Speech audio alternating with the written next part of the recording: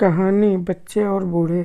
सोने से पहले हर रोज रात को वे बच्चे बैठकर गप्प लड़ाया करते थे। अलाप के चारों तरफ घेरा बनाकर वे बैठ जाते थे और जो कुछ उनकी जुबान पर आए कह डालते थे।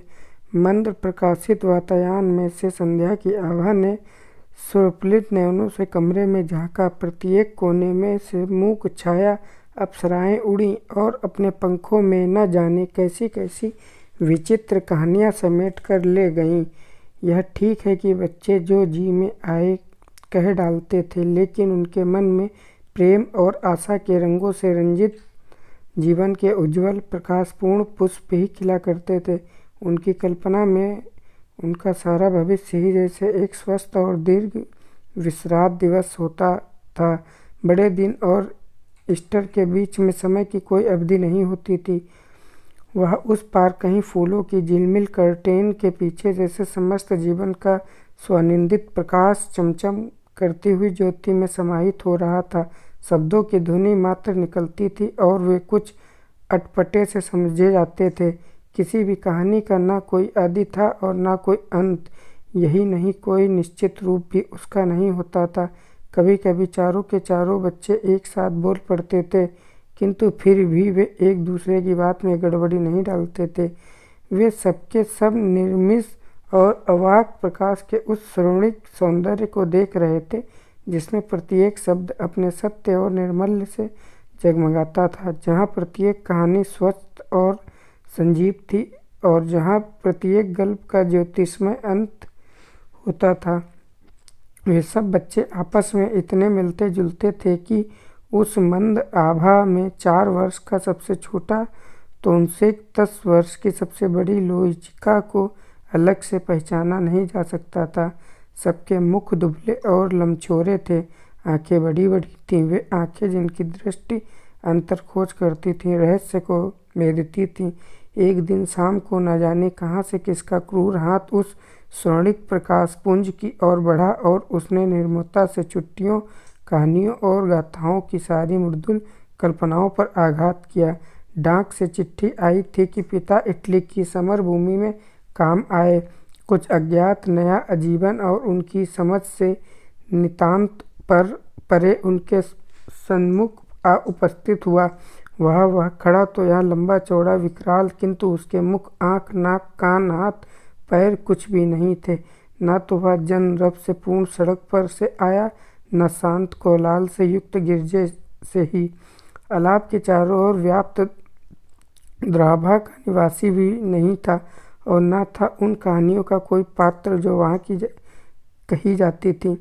वह प्रसन्नदायक तो था ही नहीं, किंतु कोई विशेष दुखदायक भी नहीं थी, क्योंकि वह मृत था, क्योंकि उसकी आँखें नहीं थीं जिससे कि मालूम हो सकता है कि कहाँ से आया है, और न उसके जीभ थी जिससे वह शब्दों द्वारा कुछ व्यक्त कर सकता है।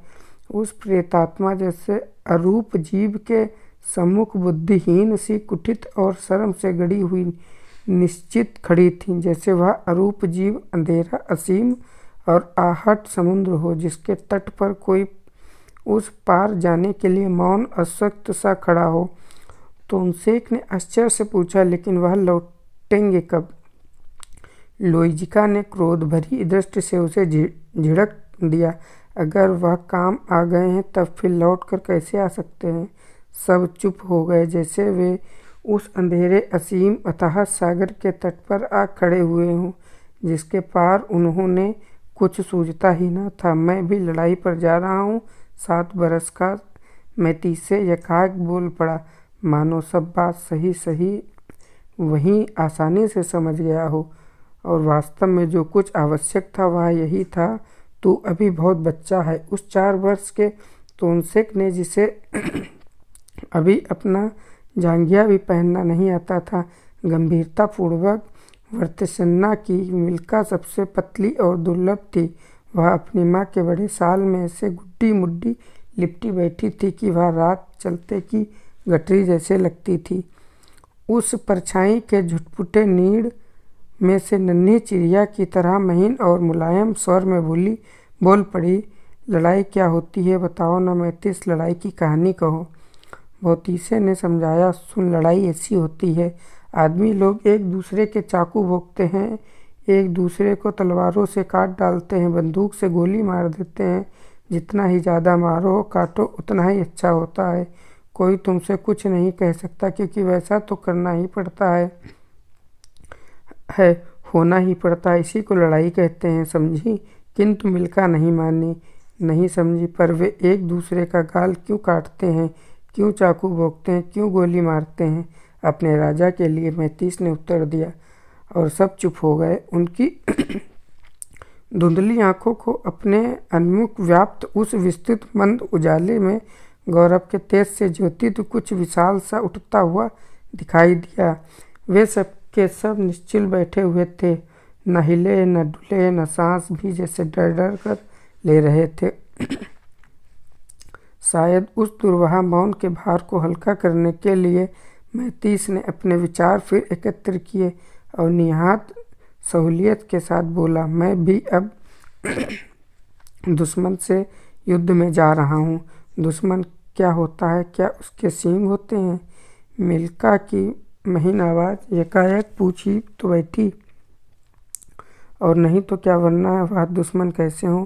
गंभीरता से, बल्कि करीब करीब गुस्सा होकर ही तोनसेक ने जोर देकर जवाब दिया। और अब तो मैतीस को भी इस सवाल का ठीक ठीक जवाब नहीं मालूम था। फिर भी धीरे धीरे, कुछ रुकता रुकता वह बोला, मेरे ख्याल से तो नहीं होते। लोइजका ने बेगम से कहा, उसके सींग कैसे होते हैं? वो हमारी ही तरह आदमी होते हैं। फिर कुछ सोच विचार कर बोली, उनके सिर्फ आत्मा नहीं होती। फिर एक लंबी चुप। तोनस ने चुप तोड़ी, लेकिन आदमी लड़ाई के काम कैसे आ जाता है? यानी वे उसे जान से मार डालते हैं, मैतीस ने सहूलियत के साथ समझाया। पापा ने तो बंदूक लाने का वादा किया था। अगर वे मर गए हैं तो अब वे तेरे लिए बंदूक लाएंगे। लोइजका ने ये ही लौट कर उत्तर दिया। और उन्होंने उन्हें मार डाला, जान से। हाँ, जान से। शौक और मौन ने अपनी आंखें गड़ा दी। अंधकार में, अज्ञात में, अल्पनातीत हृदय और मस्तिष्क के परे। और इसी समय झोपड़ी के सामने जो बेंच पड़ी थी, उस पर बूढ़े दादा और दादी बैठे थे।